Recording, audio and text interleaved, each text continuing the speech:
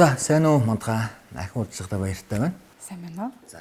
Мантга, энэ удаагийн сэдв маань бол нойр гүйдэлж байдаг тий. Энэ талаар бас соёлоо энийг имжлэг арга зүй гэж юу гэдэг тэр талаас хуваалцсан дээр болгож бодож байна. Эхлээд нойр гүйдлийн тухай ярихаас өмнө хэвийн нойр гэж юу вэ гэдэг талаар ярих хэрэгтэй болно. За, хэвийн нойр гэдэг маань бол насны одоо хүмүүсийн насны ангиллалд бас нойрны хэрэгцээ маань өөр байдаг бахна. За, хамгийн их нойрны хэрэгцээтэй нас маань нэраа үе байдаг бахна. Хоногийн дунджаар 17 цагийг бол унтах хэрэгцээтэй байдаг. Дараагийн их хэрэгцээтэй хүмүүс маань өсвөр насны хүүхдүүд. Яг эд тархи маань, бие маань өсөж төлжиж явах үе маань учраас дунджаар 10 цаг орчим өсвөр насны хүүхдүүд унтж явах хэрэгтэй. За, эдэр насны залуу хүмүүс. За, нэг 20-оос 55 орчим насны хүмүүс бол хоногтоо хамгийн багадаа 8 цаг унтж явах хэрэгтэй. Харин одоо хижээл насны болон өндөр настай хүмүүс маань нэг хамгийн багадаа 6 цаг орчим унтахад бол хэвийн нойртой байна гэж үздэг. За, хугацааны хувьд юм байдаг. За, нойрны чанар гэсэн хоёрдугаар асуудал яригддаг. За, нойрны чанар дээр болохоор хүн маань ер нь бол гүн нойрсолт, өнгөц нойрсол гэсэн одоо нойрсолтуудыг ер нь аль алиар нойрсох хэрэгтэй байх нь байна. Тэгээд өглөө босоход нойрондоо ханамжтай, бие нь аюул сайхан амарсан байх юм бол хэвийн нойрсож байна. Чанартай нойрсож байна гэж үзэх нь байна. За, харин нойр гүйдэл гэхээрээ нэгдүгürt мөн хугацааны талаар ярих нь шүү дээ. Нөгөө 8 цаг унтах хэрэгтэй хүн маань 1 цаг, 2 цаг, магадгүй 4-5 цаг унтчихэдэг. За, тэгэхээр бол богино цаг унтах юм бол нойрны хямрал болно. За, хугацаагаараа унтчихаач гэсэн нөгөө шүнжэнгөө зүүдлээд байдаг, хар дараад байдаг. Эсвэл хөнгөн нойрсоод унтаа сэрүүн хоёрын хооронд байгаад байдаг бол бас нойрны хямрал болно. За, мөн өглөө босоход бие нь амраагүй, ядарсан, булчин чангарсан, толгоо өвдсөн босох юм бол бас л нойр хангалттай биш, чанартай биш байна гэж үзэх юм байна. Нойр гүйдэл маань ерөнхийдөө бас л дэлхийн хүн амын донд нийтлэг тохиолддог асуудлуудын нэг байдаг. Бас л нас харгалзахгүйгээр хэдэн насны хүнч нойр гүйдэлд өртөх магадлалтай. Маш олон тал бас байдаг юм шүү дээ тий. Одоо миний хувьд байхгүй. Шүн яг 4 цагаас 4:30 яалчгүй сэрчээд байдаг. Тэгээ арай хийж унтдаг л да. Тэгээд буцаад бараг цаг гарan байж байгаа л унтчихдаг. Тэгээ өглөө босоод маш их ядарсан л босч идэг юм л да. Энэ бас яг нойр гүйдлийн нэг шинж тэмдэглэл хэмжэглэл байна л да.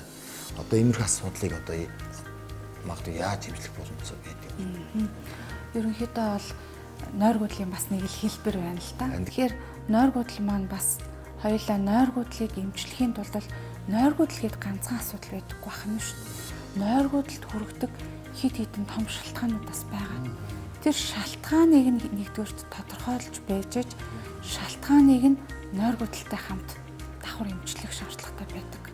Зөвхөн нойр гүйдэлтэй гээд нойрсол хөвгөлтэй юм уугаадах юм бол тэр бол зөвхөн шинж тэмдэг эмчилгээ болно.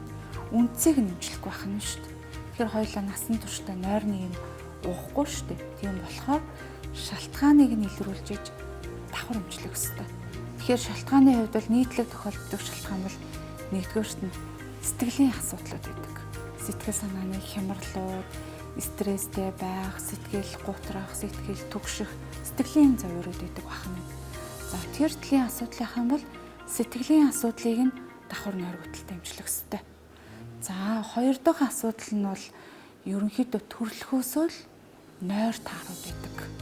Төрөлхийн одоо 10 үедтэй 20 үедтэйгээс л архаг нойр гүйдэлтэй байдаг. Архаг нойр гүйдэлтэй байгаа үед бас өөр нэг өвөрмөц эмчилгээ хийх нь байна. За, 3 дахь нэг нийтлэг илрээд байдаг шалтгаан нь бол бие махбодын архаг хүч өвчин байдаг. Бие эрхтний өвчин байх нь шүү дээ. Зүрхний асуудалтай, за илэгний одоо хатууралтай, илэгний БЦ вирустэй гэдэг ч юм уу, бамбай бэлжирхэн дааврын өөрчлөлттэй гэдэг ч юм уу. Бие ямар нэгэн архаг хүч өвчнөөс болоод хоёр төгчөөр нойр гүйцэждэг. Тэгэхээр нойр гүйдлийг эмчлэхийн тулд ерөнхийдөө бол мэрэгжлийн сэтгцэн хэмжээд бас үзүүлээд хоёулаа 30 минутаас 1 цагийн хугацаанд үзлэг хийгддэг байна. Онцлогоо хийгдэн тий. Ямар шалтгаанаас нойргуудаад байгаа. Тий. Тэр шалтгааныг олцоод хоёулаа давхар хэмжилж байна гэсэн үг. Түүнээс биш нойргуудлаа гингүүд л нэг юм сонгоод за энэ нэг уучхан гэдэггүй байна шүү дээ. Нойргуудлаа гингүүд нь зарим хүмүүс нь одоо орой унтахгүй байна. Эсвэл эрчүүд нь 100 татчаал унтцдаг тий. Зарим усууд нь бол зөв энэ уугаад унтдаг, хүчээр унтаад байдаг, амраад байдаг. Энэ эсрэгээр л одоо өөрт нь улам хор болж үзүүлэлээ яллаа тий. Хэд бол нойрны эмийг бол эмчийн зааваргүйгээр одоо тэр хүн энэ эмэнд унтцсан гэдэг ч юм уу тий. Манай тэр энэ эмийг уугаад унтчихдгийг. Гэт эсвэл эмийн санаар очиод ийм юм нойргуудалд ямар юм хэрэглэх үү гэхээр нэг юм өгдөг. Гэтэ нөгөө нойр суулгах үйлдэлтэй юмнууд маань эмчийн зааваргүйгээр хэрэглэх юм бол бас дасал үүсгэх хандлага. Одоо ингэж байна шүү. Мэдээж яг түрүүн таны хэлдгээр мэдээж эмч мэрэгжлийн хүнээс зөвлөгөө авах хэрэгтэй байна. Тэгэхэд одоо яг энэ асуудлыг мэдэхгүй ээжиж одоо нэг мэдээж аптекийн эмчнэр эм зүүч гэж ярьдаг тий. Тэднээс нэг дураараа асуугаад тэднээс зөвлөгөө аваад шууд аваад хэрэглэж идэв юм л да. Яг энийг бас би ойлгодгүй байхгүй. Тэгсэн мөртлөө тэдэр чинь бас юм ухаан талаас бас зөвлөгөө өгч байгаа юм болж байдаг. Зөв буруугаа бид нэр аль хэдийн зөвлөлөө тавьж чадах гэдэг. Энэ талаар эм зүүч нар маань бол онцлохгүй эмчилгээ бичихгүй байх нь шүү дээ. Тэгэхээр тий эмчийн заавраар бичсэн эмийг л ерөнхийдөө л өвчтөнд хүргэх үүрэгтэй хүмүүс гэж ойлгож байна. Тэгэхээр яг нойргуулын шалтгааныг илрүүлээгүй ямар асуудал байгааг нь мэдхгүйгээр нойрны эм өгөх маань тэр хүнийг магадгүй эхний хэд өдрүүдэд унтуулад байх магадлалтай. Амраагаад байгаа юм шиг боловч тэр хүнд эмийн хамаарал гэдэг асуудлыг бас давхар асуудал нэмэх магадлалтай байхгүй. Эмэнд донддог, дасал үүсдэг. Нөгөө эмээл уухгүй бол сэтгэл тайван биш, унтдаггүй болчдөг. Ийм асуудалтай, эмэнд дасалтай болсон хүмүүс бол нэлээд л ханддаг л та. Тэгэхээр дараагийн эмчилгээндээ бас л хэцүү л болдог. Тийм асуудал байгаад байна.